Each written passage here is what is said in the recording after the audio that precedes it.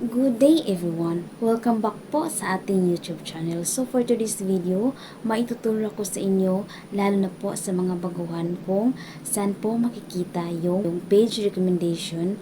Paano ba natin malaman kung yung page natin is recommended or not recommendable? Baka hindi po recommendable ang inyong Facebook page. Kaya kunti lang po ang views ng inyong videos. Let's start! Kung na-open nyo na po ang inyong Facebook page, itap nyo lang po yung profile na may tatlong guhit.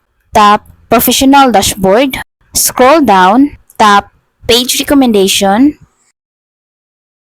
So, as you can see mga megs, is yung page po natin is page recommendation. So, mas mabuti po talaga mga megs na yung page natin is recommended para po marami ang manonood sa bawat video na ina-upload natin dito sa Facebook page. Pag not recommendable po mga megs, is ito po yung makikita nyo. May video tutorial po ako mga megs kung paano maibalik yung page recommendation.